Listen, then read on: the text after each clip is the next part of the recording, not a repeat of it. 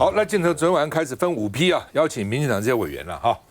那说柯建铭也去了啊，那个话不多哦，不像在立法院当时协调的时候都是他讲话啊，话不多。可是呢，当民进党委员陆续都8点15分离开的时候呢，柯建铭还多待了1个小时，9点2分，人家是8点15分，他9点2分搭车离去啊，记者都在拍。看到没有？都在拍他的车哈。那他多待了1个小时，干嘛？是跟赖清德单独相处吗？还是赖清德劝他？还是要跟赖清德解释啊？不知道他们谈些什么啊？那到底他们昨天晚上吃饭有没有谈到柯建铭这个总召的去留呢？民进党委员说话很少啊，所以也答非所问了，话很少啊。那另外说他们谈什么呢？谈财划法，谈民生，谈经济啊，这个优先啊等等啊。那媒体是说，联合报说赖清德跟柯建铭有共识，什么共识？都要换人，可以换，但是呢，什么时候换还僵持。赖清德说：“你最好现在就走了。”柯建铭说：“我任期到明年2月啊，那为什么现在要走呢？大罢免是我一个人责任吗？啊，你都没事吗？去年1月10号选完，1月15我不跟你商量过吗？那你不是就认为很好吗？还讲青鸟要飞出来，还在中常会说。”党籍干部通通要协助我这个民团去罢免了，那怎么像我一个人背负责任呢？所以时间还在僵持啊。那么赖清德呢，这个因为有十几个议员也提出一些建议啊，5大倡议了哈。那赖清德呢说你们有5个倡议，我有4个期许啊，而且行政跟党务一定会革新啊等等啊，我们看一下。黑色休旅车开进总统官邸，里头坐的是民进党团总召柯建铭。备战立院新会期，3晚间6点半，跟着柯建铭一起进入总统官邸的民党立委，通通隶属英系、苏系，像是苏巧慧、邱莹跟蔡意瑜。今天晚上用餐气氛相当的愉快，那我们对新的会期要做的事情充满了干劲，也希望这个行政院能够听到我们地方的声音。基本上今天总召。讲话的时间比较少一点，他比较没有发言。一改过去在总统院长面前的滔滔不绝，柯建铭最终离开官邸时间约莫晚间9点，而3号这天被总统约见的，还有大罢免后提出5大诉求的青年议员。党面临这个复杂情势的时候，愿意挺身而出提供建言，这表示大家都有使命感，这个对党来讲是非常重要的。2小时的会议之后，最具体的改变就是成立平台，落实双向沟通。赖主席他其实已经准备好了要转型成赖清德2.0。9月3号，我认为它是民进党的重生日。当然也有做不足的地方的，这后续我们都可以持续再来加强。你们能够协助党中央深入基层，了解民意，反映民怨。经历一连串的挫败之后，绿营要迅速整队，挑在93军人节这天跨派系面对面。杨伟杰，我觉得说这一次的这一个会面的代表什么？就是说，我觉得赖清德他要回应726跟823的大罢免的一个失败，然后呢，而且呢，跟这个柯建铭呢，就想要把这个柯建铭撤换掉。但是呢，其实就刚刚大家提到，就是柯建铭当时呢，或许他有出谋划策，但是说真的，也是你总统赖清德或是你的党主席、执政党党主席赖清德同意允许的，而且呢，还在旁边这个声嘶力竭的要求他一定要全力来做。结果现在你这个大罢免失败之后呢，你逼宫赖清德逼宫这个柯建铭，然后呢，柯建铭在这边也说我的任期到这个明年2月，然后呢，搞得大家僵持不下，那怎么办呢？好，就开始来宴请这些的各派系当然可能表达出他的可能想要革新改变的一个理念。但是呢，说真的，我们从部会首长的更换就知道，说根本是换汤不换药。说真的，换的很多都是这个正次或是次长级的人你说你真正的人也换不了多少。而且说真的，对于我们蓝营很多的支持者来说，很多该换你都没有换，刘世芳你也没换对不对？你是个台湾国，想要帮赖清德当台湾国总统，刘世芳你也没换，法务部长郑明谦你也没换整天在这个立法院跟我们的这个司法法制委员会的这些委员们在那边诡辩的郑明谦你也没换，那你换了什么？好，那你这个党务回到这边来，你现在要求这个柯建铭要赶快离开，问题是你又拿柯建铭没办法，毕竟他在立法院当总召那么久了而且我说真的啦，毕竟党主席执政党你本来就要负责任。结果你要求代表民进党的民意机关的总召要负责任下台，我说的这也是民主国家非常奇怪的一个现象。总统不用负责，党主席不用负责，居然叫民进党的党团总召要负责下台，说这真的是滑天下之大稽。来，张博士你怎么看？我觉得啊，就是政治是这样子的，就能够做得动的就不用你讲。能够拼命在讲的都是做不动的，所以呢，今天如此的公开，然后去这个设宴，然后呢去互动，然后赤裸裸的摊在这个就是媒体之前，事实上绝对是存在的难题。那也就是说，今天在这个整个的运作的过程之中，会叫的狗。是会咬的狗是不会叫，然后呢会叫的狗呢是不会咬，所以今天嚷嚷最后嚷嚷了半天，最后很可能还是回到原点。因为为什么？因为假如说在败选之后要找战犯，你觉得自己也脱不了关系，是吧？我是觉得赖清德的整个的政治操作的节奏都好慢哦。比如说像这个内阁改组也好，或是见这些青年议员，或是跟这些党团的成员来碰面吃饭，那事实上723之后就该做了。你726之后到823之间接近1个月的时间，其实民进党是在一个就是说没办法前进也没办法退后啊，我做什么也不对，但是不做什么好像也不对的情况。那事实上那一接近1个月时间是把民进党整个的元气是拖死的1个月。如果说在726之后，内阁改组就开始有做一些改组的情况，再来党团的成员就开始分批见面吃饭的话，赖清德的民调不会再往下1个月。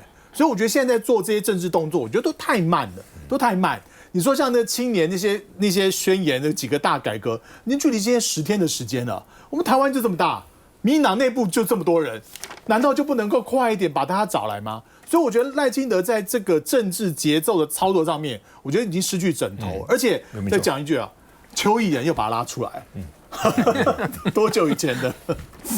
明明他是执政元年刚过，但怎么好像已经进入到执政末年？你就看他内部的派系斗争、找战犯，然后呢，他所用的人就越来越年轻。我现在很骄傲，我是国安会副秘书长，因为我才37岁啊，他们现在平均37岁嘛，所以。这样子的一种展现，我觉得他就是很想换业，他知道自己问题在哪里，战犯能不能够去把他给拉下台，那也是时间问题。他想换业，换的就是刚才提的，邱毅人出来要这个选对会哈，那7个派系刚好都有一个人，一派一个，那就是开始要面对明年的选举了。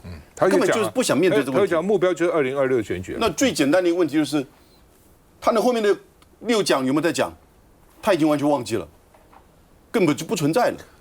他什么6讲？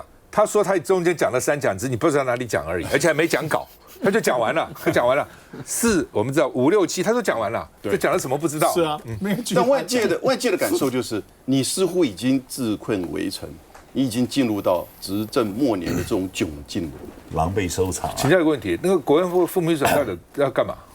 哦，这个因人而异。因总统还因副秘书长、因秘书长而已，因总统而已。对，这个其实就我们有时候开玩笑，这个叫御书房行走。御书房行走就是你在外面随时提供意见、提供报告。但如果总统觉得这个事情由你来去主导、由你去推动的话，那部会都要听你的，那你就照号召的这个权力跟影响力就很大。这个每个国安会里面的副秘书长或者是咨询委员，其实底下大概就2、3位这些助理。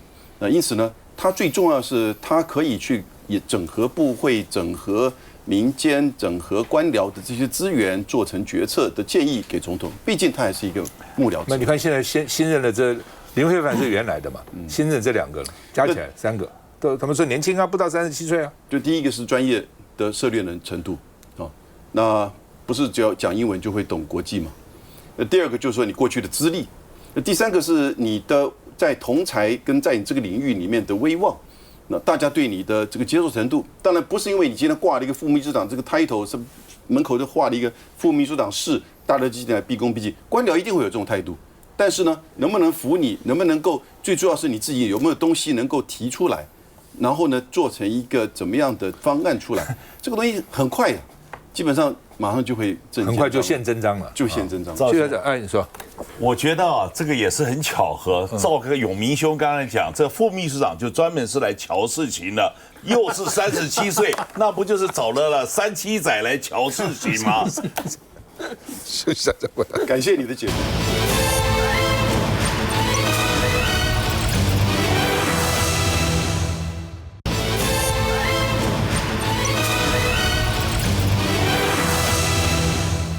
好，因为柯建铭坚持不肯下来了。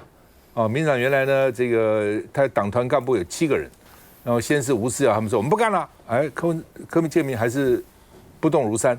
后来呢，王义川也说他也不干了，然后后来柯建铭剩下他1个人。好，民进党现在说不逼他了，不是不逼他，是逼也没用，那就是不下来，你要把我怎样？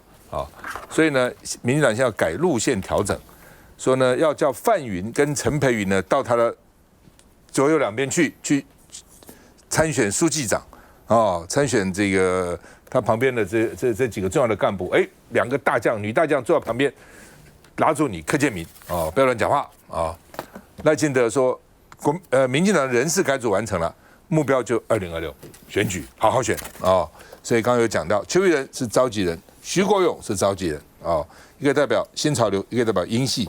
然后接下来他的派系正国会啦、永延会啦、英系啦、苏系啦、民主活水、绿色友谊啦、新潮流各有1个人参加这个选对会这到负责提名选举的策略等等等等那林岱樺要选高雄市长，非常好的安排，因为呢选对会里面没有赖清德跟没有陈其迈，赖清德怎么会参加选对会嘛所以呢，因为陈其迈是高雄市长所以呢他想选高雄市长赖清德不喜欢他。最近他不是讲吗？什么司法干涉政治，政治干涉司法，司法干涉初选所以呢，他说很好，没有这2个人那另外呢，林俊宪说，苏家不要叛党因为呢，选对会成立了就是说你们如果说到时候没有提名你不要叛党不要非要参选不可陈亭妃说要找最强的候选人，不是赖清德最喜欢的候选人，最强才重要因为陈亭妃民调到现在为止还是最强的那另外呢，这个因为邱义仁呢，这个新潮流曾经说要割喉割到断，所以呢说表示赖清德2026要绝地大反攻，用了邱义仁那有一种说呢，2026如果赖清德搞不定柯建铭的话，2026民进党恐怕只保住屏东一席，高雄、台南、嘉义县都要丢这么惨我们看一下。柯建铭守着立法院党团总召大位按兵不动，但干部们集体辞职，有总召没干部可不行，那按惯例办个登记选举。本周一开始领表，截止日到这周五。好，我是没有意愿，我也没有登记。这点不少立委不是没兴趣，就是不想当。但陈述民进党立委范云2日已经登记参选书记长。范云3日下午透过脸书贴出影片，强调大罢免虽然未成功，但找到了共同守护民主的伙伴。记者致电求证，范云没接电话。不过有民进党立委私下抱怨范云这举动实在在添麻烦，破坏想要改革的统一战线。柯建铭周3有出席中常会，那么会议上有没有讨论到党团选举呢？今天党部的会议里面并没有讨论到党团的你提到的人事的部分，那我想这部分还是尊重党团自主。但民进党3日也公布了针对明年选举的选对会名单，这次由邱义仁和徐国勇担任共同召集人，成员涉及各派系，包括王定宇、张宏禄、陈茂松、庄瑞雄、陈培瑜、林一邦、刘维军，共同9人。这是如果对比2022年的成员，却不见柯建铭，赖主席的决定耐人寻味。蓝湘伦怎么看民进党布局？我觉得选举很好，就是选举会让人家忘掉一切，就继续往前走，这样子就叫做改组完成，就准备要面对未来，也很棒。但我相信赖清德也很了解，在野党并没有真的希望柯建铭走，柯建铭最好留着，这样是很棒的。我们所理解的基本的文字的定义上面来，党团呢要成为一个团，起码要三个人，剩1个人不能叫团了。就基本上现在党里面呢，就是剩下赖清德跟柯建铭的角力跟对话而已。我觉得赖清德不知道为什么表现得这么的软弱，这么的无能。你当总统都已经出来讲话，近乎公开讲，叫柯建铭滚蛋，可是柯建铭都还是坐在那儿。那我就是有一个，就是你的司法工具并没有动。柯建铭在大罢免过程当中的时候，我听一些国民党的委员讲过，柯建铭几乎呢都是用罢免跟司法来恐吓他们，就是罢免如果没有过，我后面还有呢司法工具，甚至于呢连刑法100条呢都能够搬出来公开讲，这很厉害呀，都已经做到这个样子了。可是当今天大罢免呢大失败了之后，我不太懂，就是说柯建铭手上身上都没有什么案子吗？真的这么的干净到赖清德不知道怎么下手吗？回想一下马王之争的时候，马王之争在争些什么？当时的王金平很无聊，是在为他自己关说吗？不，他在为柯建铭关说啊。马王之争的时候呢，马英九呢生气的是他关说他去干预司法，这个是呢马英九的立场。可是呢，当时的王金平是在为谁关说？是在为柯建铭关说。柯建铭身上还有没有其他的案子？这个呢是看你的本事。我只是说，民进党里面今天呢面对到这些，不管是郑文灿啊等等也好，不是都处理得非常快嘛？柯建铭不好处理吗？我一直以为说，如果柯建铭抗拒的话，我们有没有机会看到一幕就很快的看到呢柯见面，就是呢。柯建铭呢，直接呢就可以在看守所里面呢，就跟另外一个姓柯的就见面了。两个人反正呢都是新主人，过去呢在新竹斗得要死。我讲的是你们党主席了。他要出来。对，就说我说这不是很今天开庭了。我说这不是很容易处理的事嘛。所以呢，接下去赖清德呢要怎么去处理呢？柯建铭关乎到呢大家呢对于民进党在过去一段时间，如果你继续把柯建铭这样子留着，我认为大家整个的舆论，从舆论场当中的气氛跟民调看得出来，我觉得大家对于赖清德的那种的不爽跟不满的怨气还没有发泄完毕。你在准备2026吗？大家都在准备。杨世轩，我觉得这一次处理柯建铭处理不掉，对赖清德是非常的伤啊。就是最怕的就是你要前进不前进，要后退不后退的。那这一次看到两个，现在目前传出来两个女立委，一个陈培瑜，一个范云，要当他的左右手。我觉得某个程度来讲，我自己的解读是很像是在虚化这个民进党党团。为什么我这样讲？陈培瑜过去也担任过党团的干部。在党团的协商里面，朝野协商里，你有看到任何的表现吗？几乎是完全没有。他一发言，基本上是被蓝白的立委打假的。第二个范云，我也不认为他是这种可以扮演这样子角色的一个立法委员。所以换句话讲回来，到最后主导权还是落在柯建铭身上。你要论辈分也好，论专业度也好，在立法院里面，我不认为柯建铭总召坑医生，另外两个这个书记长、副书记长敢坑半句话，我认为不太可能。我必须要讲回来，刚刚这个目前民进党内的所谓的改革声浪，刚刚前面讲年轻议员，这些议员大部分有少数有些不是大部分是新潮流。他们提出了几个改革方案，第一个是守护宪政，我就觉得他们这个很矛盾。一群议员跑去跟总统主席讲说我们要守护宪政，那民进党过去是没有在守护宪政吗？还是在毁宪乱政？第二个经济安全，第三个要查绿能弊案，第四个地方主义，这个才是我观察的重点。地方主义，他们站在地方议员的角色，告诉赖总统应该要地方这个自治的这个主义应该要更加的盛大，应该要尊重地方。尤其前天晚上赖清德宴请这些绿委的时候，大家不知道有没有注意到，苏巧慧出来的时候，他提到一个点，他说希望行政院一般性补助款赶快给地方，这是一个很大的转弯啊。过去行政院在跟地方政府杠的时候，不但你的财划法拖在那个地方，到现在钱也没拿到。第二个，一般性补助款，甚至上当初的计划型补助款，他们也要去动。当苏巧慧自己跳出来讲说，请行政院这个一般性补助款赶快给的时候，这代表的是什么？代表是在基层、在地方上，他们有压力。苏巧慧想选新北市，这些想选县市首长的，没有半个人敢靠近党团办公室一步。为什么？因为这个已经跟主流民意脱离，一般的民众看到的是你们怎么样去斗争地方政府，这些资源需要钱的这些族群，他拿不到这些补助款。地方政府盖建设，这个消防队大楼盖了一半，工程款没有得结。因为你补助款卡在中央，这些事情老百姓看在眼里，所以我就觉得民进党赖清德甚至抛出什么经济民生青年弱势4大方向，这有讲等于没讲。那过去1年半你在干嘛？完全内政你没有处理嘛？你只有在处理大罢免而已。来，你们这议员怎么看？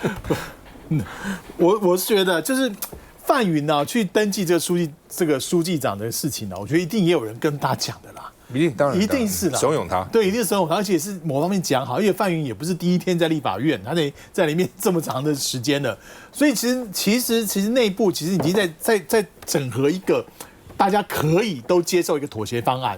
那我是觉得赖清德蛮丢脸的，一个总统之尊要去把一个党团的总召拉下来不但在上个礼拜这个挣钱的公式没有排好，这临时的前几天找几个人联署的数量还不够多，无法对柯建铭呢造成威胁。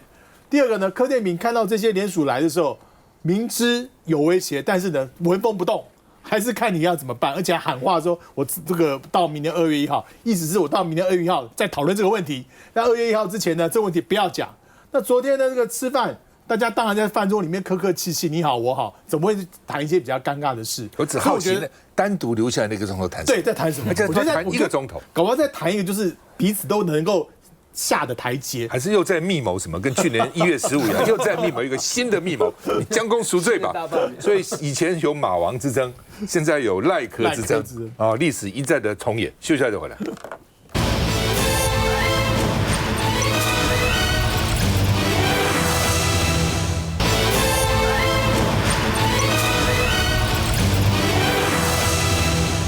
好，国民党的党主席啊，这个选举呢，那么目前呢说还是呈现僵局的状况，因为不少人挺卢秀燕啊当党主席，但卢秀燕呢重申他不选党主席，因为他的市长要做好做满。第一个，市长任期还没满啊，而且满了以后呢，他要守住大台中啊，妈妈市长守护台中。那卢秀燕曾经说，关税、汇率跟能源是对台湾的3大冲击，现在说还有第4大困境，就是赖清德啊。那当然这是从雷根那时候讲的啊。雷根讲过一句很有名的话：政府最大的问题就是政府本身哦，所以共和党为什么是希望小政府，民主党一直希望大政府啊？因为雷根认为，共和党认为政府本身是很大的问题，所以呢，卢秀燕就说：“你看赖清德，你就是最大的问题哈。”那郑丽文也要选国民党主席哈，现在争取军系还有反朱立伦的地方派系的支持，所以要抗朱立伦跟傅昆萁的联盟啊，所以郑丽文去找这个李乾隆啊。那李乾隆因为做过江启臣国民党的秘书长，也是3重很有名的先社宫的这个董事长吧啊。那另外卓博源也要出来争国民党主席，现在原来有9个哈，那说郝龙斌要退出哦，是因为郝龙斌哦对蓝白的合作这个有阻碍。那游淑慧这个上场替郝龙斌这个杠上卓博源，他说呢，游淑慧说什么郝龙斌，他2020年100%是支持蓝白合的哦，他哪有反对过蓝白合啊等等啊。那说郝龙斌原来要选国民党主席，但是为什么这个没有宣布呢？是因为朱立伦说还要再劝卢秀燕，希望卢秀燕最后还能出来啊。那另外呢，连胜文说去劝这个谢点玲不要选了，所以谢点玲好吧，好去好好打篮球好了，不要去选党主席，说劝退一个谢点玲啊。那另外呢，这个好，我们先看这个，政府加一项，业界加一项。民众在一项我别行，你是没有办法团结的。为何就是不能团结？堂长卢秀燕这话说的直接，要中央政府别变成全民累赘。现在关税问题，大家觉得政府有让业界有让民众了解未来要怎么走吗？政府现在本身，我觉得就是问题，成为着民众的问题。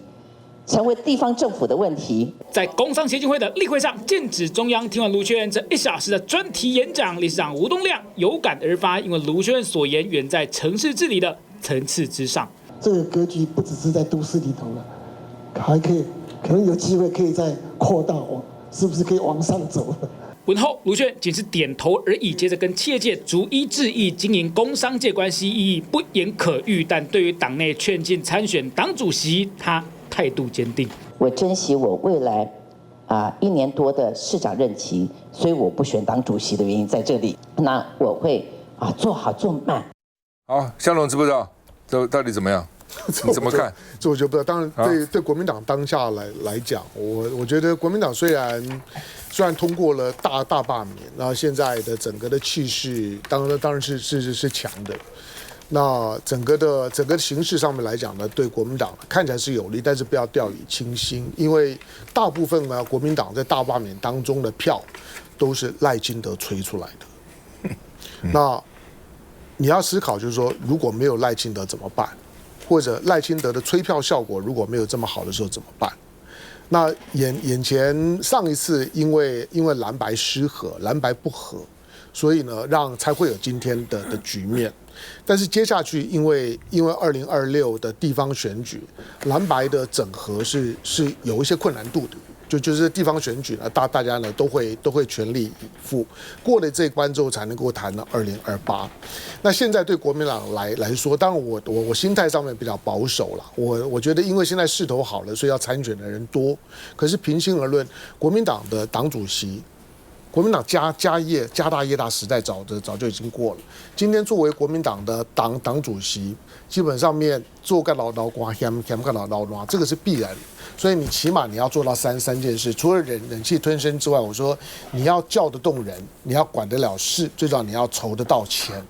接下去的选举那个花费呢是蛮惊人的，能够做到就是说大家不要光是凭着自己的一时意气，而是这个人呢登高一呼的时候，人事情跟钱是要能到位的。这个呢国民党内部自己想讲是需要协调的。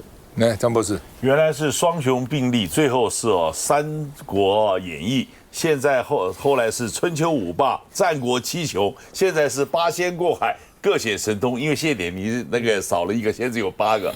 但是问题是最重要的是，这个基本上要人头要熟这个政情要懂，然后募款有能。所以呢，今天讲这个实在话，这个到目前为止可喜的现象是，大部分人呢没有做，说其他人不行。假如是这种负面选举，这是不好。但是目前呢，又缺乏讲我预备怎么把它做好。他们只是说我要出来选，但是呢，到底有没有一个就是基本的构想？他预备是怎么样去这个动员或者团结？我觉得到目前为止看起来这个选举还是蛮虚的。好吧，莱尔校长国民党推莱尔校长，现在用莱尔校长的小物募款要救党工，因为很多党工有些还压在里面了，有些被起诉了。等等，不少人了哈。当时呢，这个约谈，这个搜索，这个包括这个起诉，包括羁押的好几百个所以现在要救这些党工，要请律师律师也很贵所以呢，朱立伦说，如果筹集不够的部分，朱立伦全部买单了，党主席一肩扛下那国民党说，接任党主席应该继续重视年轻化，海纳百川，因为他这个莱尔校长当时做那个片子，听说只花了10几20万。不像民进党哇，那个花大钱所以这个小兵立大功，我们看一下。我还没上车。大罢免期间，一支莱尔校长宣传片反应空前热烈，如今国民党要用创意将它变现。捏爆莱尔校长输压球，释放你的压力，限量收藏。你一定需要一个。只是大获好评的国民党新媒体团队才表态要随朱立伦同进退。如今在任期最后1个多月再推募款小物，自然引发想象空间。主席的这个任期，希望顺利交棒，放心交棒。年轻化的力量需要有更多开枝散叶。年轻力量要开枝散叶，但宣布要选党魁的卓博源却选择将炮口对内。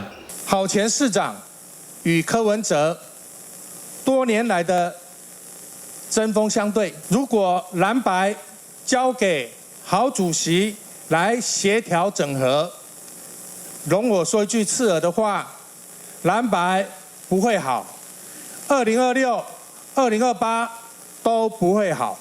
对此，郝龙斌没有回应，倒是过去任职于郝龙斌办公室的议员游淑慧就要脸书写下，这就是他不支持郝龙斌参选党魁的原因。因为面对党内互打，他总是选择党和万事兴，甚至现在郝龙斌都还没决定，就被系统性攻击。放下自己，或许才是最大的慈悲。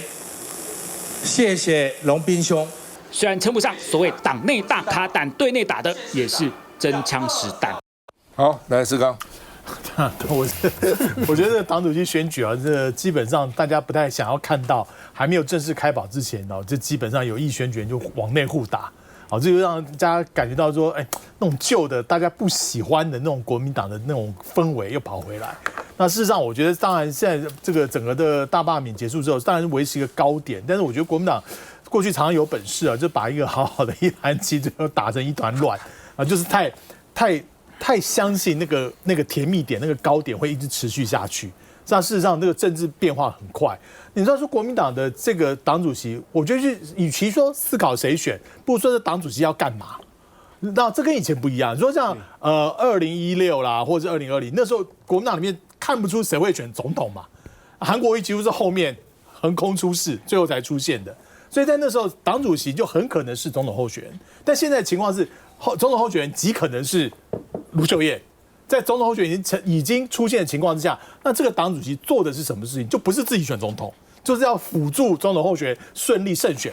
那他会什么？第一个就是要坦白讲，就是一个打后卫的角色嘛，就是要把里面一些眉眉嘎嘎的事情，把人整理好，然后把这个相关的资源募齐募足。因为这党主席不是说我站在那边很风光，每天一个月，我听是讲最起码一个月还有2000万的缺口。平均2000万的缺口，那要大家去募款。那这个党主席、副主席不是每天就是调兵遣将，其实用一半时间在找资源。那大家有没有这样的一个认识？所以我觉得在选择这个人之后，比如说现在浮出台面的，谁有能力去 handle 这个事情，而且可以得到党里面的人的信任，还有跟其他党在做协调的时候有重量，我觉得这才重要。还有文兄，一个最重要的问题啊。现在是不是国民党他的党主席跟未来的总统候选人就开始脱钩了？也许在某一个时间点，你在做执政的时候，他当然又和；但你不执政的时候，现在是不是一个脱钩的机制？但他脱钩的时候，他是不是本身这个党的机器开始在做转化？那同时呢，你是不是一个过渡性质的？因为也许等到26之后，很快的到了明年年底，你就是一个过渡。那之后你是不是这个职位要继续做？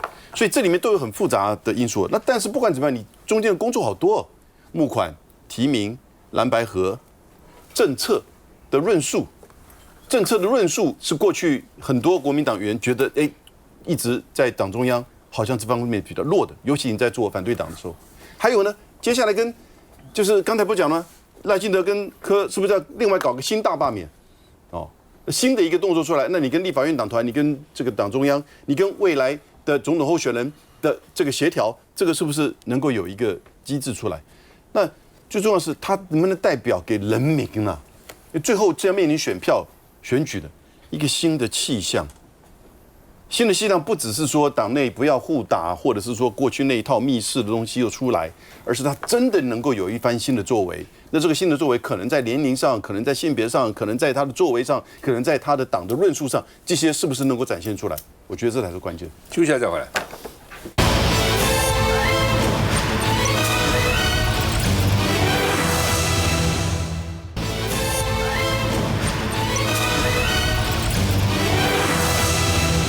好，柯文哲他被羁押了，其实超过1年了哈。那今天开羁押庭，就是要不要放啊？说今天这个庭是挤出来的，就是原来没排了啊，硬把这个庭期挤出来啊。那说不必马上裁定啊。然后呢，这个小草激动啊，这个咱们迎接柯文哲的车子啊，陈佩琪他太太呢趴在栏杆上栅栏上痛哭啊。那另外呢，这个才喊说要救司法，柯文哲今天就开延押庭。那陈佩琪说望着丈夫隔着铁丝网痛哭，说他到底犯了什么罪？要这样把他关押了超过1年哈。那柯文哲当天也痛哭啊，他说他在3坪大的小房间关了1年，房间里面光线不足，生活环境很恶劣，跟一般服刑制度截然不同，就对他更坏啊。那羁押禁见下完全跟外界断讯，只能透过送饭口听到声音。他睡在马桶旁边。环境臭气冲天，只能戴着口罩入睡。这段时间除了点名外，没有办法与别人接触，甚至曾与同房狱友轮流被移走啊，跟他同房的，这就换了好几个，然后9个还是10个同房的这个关在一起的人哈。所以呢，他的哭点说现在狂降啊，关1年，9个室友，他自嘲他自己是钦差要犯哈。那检察官说应该再把他押起来，不能放，为什么呢？说他是用科技方法突破法律的禁令。说呢，我们在开羁押庭的时候，居然还可以脸书转播到外面去。他哪里有这个所谓侦查不公开没有啊？所以他用科技的方法所以呢，他有很多科技的方法，而且呢，那个橘子已经在外面这么久了那到时候呢，会不会跟橘子用科技方法来联系来串证？所以不能放人那所以呢，今天还押柯文哲跟应小薇是不是交保？今天不裁定，10月1号前会分晓。10月1号又快1个月哈，我们看一下。金华城案今天是再度开庭哦。不过值得注意的是呢，今天开的是延押庭，也就是目前还在押的被告，包含前台北市长柯文哲以及台北市议员应扫薇，在今天呢就会来出庭应讯，是要针对是否延押的一个部分要来进行诘问哦。而其实今天呢是柯文哲呢被羁押将近满1年的这个日子，那其实在礼拜2的时候呢，就是在整个金华城案是已经诘问完另外一名被告，也就是前台北市副市长彭振声，因此呢，在这个柯文哲律师这边呢，是认为说呢，是已经没有羁押的必要，是申请了拒保停押哦。那法官呢是在星期2的时候是决定说呢，是在礼拜4要来召开这个延押庭。不过呢，今天呢应该是不会有结果，要等到后续呢合议庭的一个裁定之后呢，才会来做出一个最后的结果。就是一直在羁押、延押、羁押、再延押，让我失望了数十次，我不晓得理由到底是什么？为什么在外面的世界跟在一个法院对我们的世界是如此的不一样的？所以我到这边来，我不是要在研究法律的，我不太想研究什么，我只是来这边就看看他，就这样子而已。而法界人士呢也认为说呢，其实在金华城案目前呢是将近已经1年的时间了，是起诉将近1年的时间。那因此呢是重要证人呢是已经诘问完毕了，后续呢还有一些证人呢，不过呢可能已经不构成需要再继续羁押柯文哲以及应小薇的这个必要，认为呢是交保的机会呢是大提高，那也让柯文哲呢在这个被羁押1年之后呢，对于整个交保可以暂时重获自由呢是可以露出一些曙光。不过呢，法界人士也分析了，可能还是会被这个要求要重保，也就是可能会有破亿的保金，以及呢是要佩戴电子脚镣一些相关的措施，才能让柯文哲呢有可能的来重获自由。来，世轩，这2天大家看到我第一个问题都是，你觉得你们主席会不会出得来？我说真的，我个人觉得一半一半。为什么我说一半一半？很多我法界的好朋友，不管当律师的也好，甚至在当司法官的也好，都告诉我说，如果以司法的专业判断，应该要出来，而且甚至都不应该押1年了，不是应该要出来。起诉代表是我已经有充足的证据证明你有罪，所以我起诉你。可是起诉到今天，他被押了1年的时间呢？请问这1年要在干嘛？你是要去兜更多的证据吗？还是你真的是怕他串供？我印象很深刻，有一庭我去旁听哦，我是现场听着检察官讲，法官问他说：“那你们检察官到底认为要押到什么时候？”那个检察官说：“我们认为要押到证人诘问。”好，没关系，你也真的押了1年，证人诘问在昨天正式告一段落，已经没有了。所以我们的律师才会提出说要拒保停押的这件事情。今天开了这个庭，里面最让我无法理解，跟大家社会其实哗然的，就是说以科技突破法令禁令，试图影响这个舆论，就是刚赵大哥讲。今天在法庭里面，检察官讲的东西就是柯文哲的所有的 social media， 他的脸书、他的 IG 上面，我们不是会实况转播吗？在法庭里面，我们有那个小组继续记，到底检察官说了什么，律师说了什么，法官说了什么，跟柯文哲说了什么。把它放在脸书上面，检察官认为这个是公然的串证，用科技的方式串证。那我就问一个问题了：那其他的媒体坐在现场，媒体用报道出来算不算串证？而且你说真的要用媒体串证，用影响舆论，过去1年的时间，是谁执政的司法体系勾结媒体在做这些事情，在制造舆论，在带领舆论？所以我认为走到今天哦，经过2次大罢免，一路走到今天，为什么民进党的民调会掉成这副德行？司法绝对扮演非常非常大的比例，因为人民对于司法的不信任，因为对于你们的双标，对于你们利用司法去打击政治上的敌人，看得一清二楚。就算不支持民众党，很多好朋友最近看到我们都会跟我们讲说，我们不支持你们，我们也不是民众党的支持者，但是你们主席这件事情太夸张了。这件事情不可以再这样下去，尤其你看，现在国民党也碰到类似的状况，还有这么多人在里面，做一张图卡可以被收押2个月，对不起，这种事情在过去你是很难想象会在我们的中华民国这种民主法治的社会里面会发生的，可是它就是铁铮铮的发生在你眼前，所以这件事情站在专业角度，任何人都觉得早就应该要放出来了，不应该再去压下去，没有理由压了。刚刚讲到橘子，这几天民进党的人一定在网络上面写说，橘子又还没回来，他可能跟橘子串供啊。过去有一个阶段的时间，我们的辩护人就是我们的律师，证明了橘子跟金华哲这件事情上是没有直接性的关系，这件事情是非常清楚的。也就是说，如果到最后10月1号他宣判说，我们要继续延押，原因是橘子没有回来，那等于你这1年的庭白开了，你回到了原点。所以我觉得，而且橘子一辈子不回来就关一辈子，关一辈子啊。所以这件事情大家在看。那向龙，对于我的观点就是政治观点了。第一个就是说赖清德续押的政治价值已经没有了，在柯文哲续押了，对柯文哲续押的政治价值已经没有了，就压了这一年之后，从政治现实上面来，对民进党对赖清德一点好处都没有，除了他的形象声望受损，大家对司法的怀疑更深以外。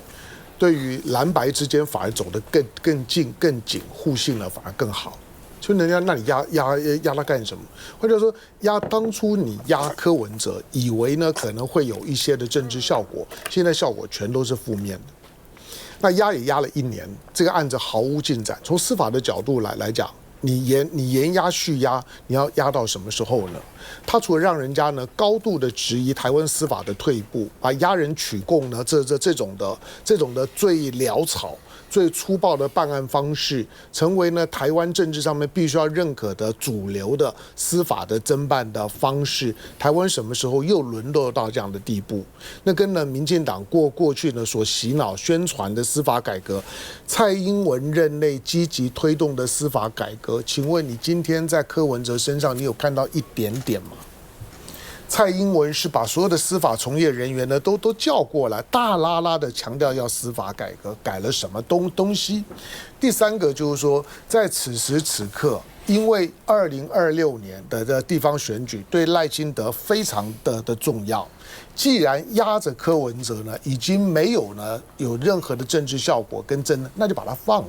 所以眼前的所有的司法的气氛看起来都是准备找个理由呢，把柯文哲呢放出来，不能够压就把它放了。放了之后，让政治上面出现一些的变化，民进党会在这个变化里面呢找他的机会。张博士，我觉得今天这个，我觉得最难堪的是赖清德总统，他有一个打不掉的杂质叫做柯建铭。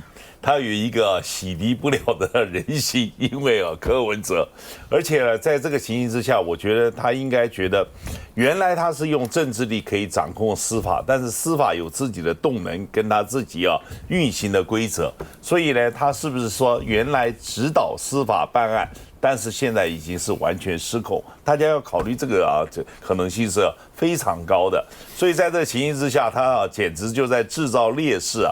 我们觉得柯主席很有可能会变成下一个 Nelson Mandela， 你知道？所以呢，这个民众党应该去好好做一些这个相关的 T 恤，必然可以大卖，那可能比国民党的那个施压球卖得更好。有明兄，我问过一个从司法官退下来的朋友，在做律师，他做过主任级的检察官，他说这些整个过程当中羁押的这个条件太宽松了，过去在检察官时期很少看到类似的情况。第二个，他说他真的很佩服柯文哲，被关的那种地方他还能够撑下来，很多人根本就是1个礼拜、2个礼拜就崩溃了，就会接受一切的这个谈判的就是条件。所以呢，现在赖政府更不敢放他，这样子的人格特质放出来，那不就是另外一个政治灾难吗？还是干？应该早该解除羁押，因为这个金华城坦白讲不是个很复杂的案子，牵涉的人呢就那5、6个，卷宗就这么这样子而已。然后搞1年多查不出来这个查不出来一个莫名其妙的事情，再来金流也很单纯，也不是有几百个人金流，就那么几个人，所以我觉得羁押柯文哲的条